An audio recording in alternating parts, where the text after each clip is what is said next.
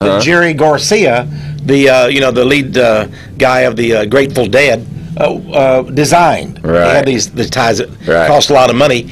And of course, they were originally called the Grateful Dead concerts. Albert Gordon, he's a Democrat. So, it is true, not a dime's worth of difference between the. No. Now originally they were called the Warlocks. Oh, the Warlocks. Yeah. Oh, so witches. Yes. It's interesting, though. We now know for sure from declassified Central Intelligence Agency documents that Jerry Garcia was working for the CIA. Absolutely. Spreading all this LSD and drugs to everybody, encouraging the kids to think about necromancy and communication with the dead, promoting the drug revolution. He was a CIA operative. Yes. Isn't that an amazing thing? So some people who worship Jerry Garcia, seems to be their anti-establishment. But he was par excellence establishment.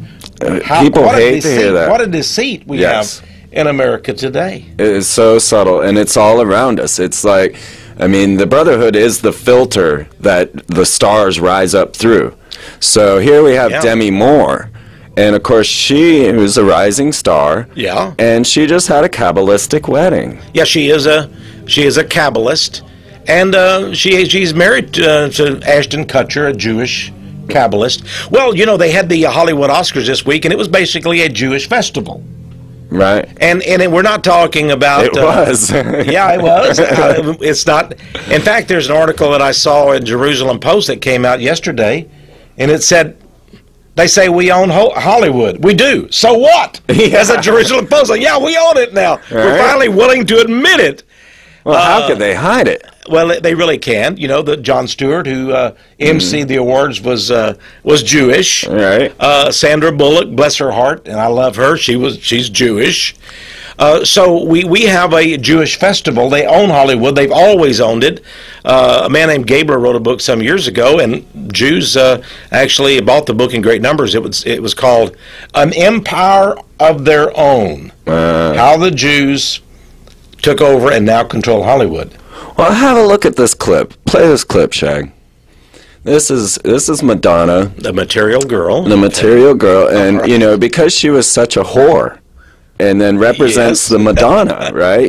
She is. Oh, I see what you mean. She's the mother epitome of the whore of Babylon. Yet it's a mocking of Mary. Exactly. Yeah, I see. Yeah, and her videos express that. Yes, we've got war, hell on wheels. There's always, it seems, something about to blow up around Madonna, which brings us to the latest controversy. Her new documentary, I'm Going to Tell You a Secret.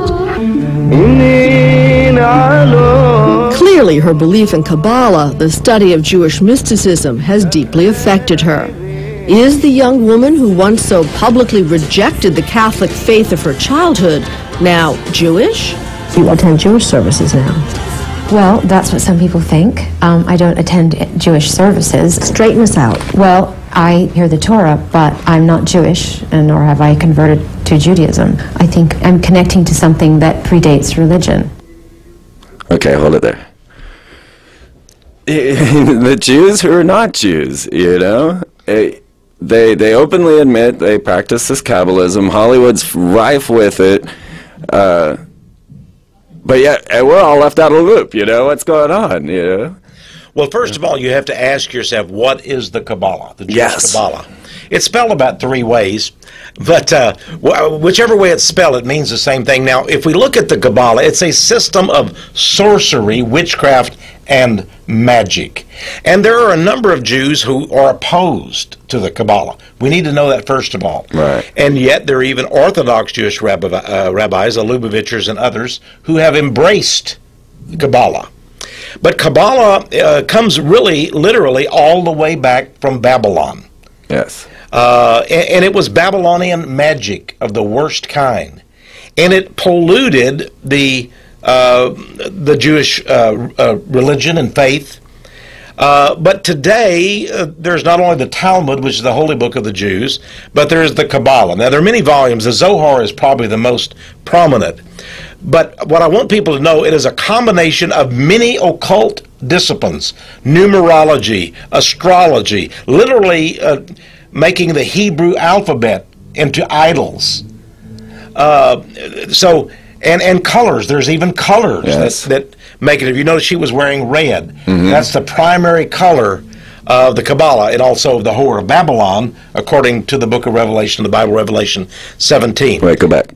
Now, Albert Pike, who was Sovereign Grand Commander of Freemasonry back in the Civil War, and he is actually recognized and honored by Freemasons around the world as the par excellence role model for all Masons. I see you have his book here. Yes, that was given to me at the Temple of the 33rd. Yeah, here we have Morals and Dogma, the classic textbook of Freemasonry. We have the double-headed eagle symbol on the front cover. I got some of that on there. Somewhere. Okay, now, Albert Pike said this about Freemasonry in this very book. He says that Freemasonry is based almost totally on the Kabbalah. Yes. Jewish magic. Yes. And many Jewish rabbis have admitted this, and they say that in all of the rituals of Freemasonry, you will find the Kabbalah, the system of magic of the Jews. For example, the 30th degree of Freemasonry is the Knights of Kadosh. Yes. And it involves skulls and black robes and a knight laying in a coffin speaking from the dead. Yes. And all of this turning to the god of the underworld, the gods of the underworld, is all related to Jewish Kabbalah because they believe in necromancy, communication with the dead.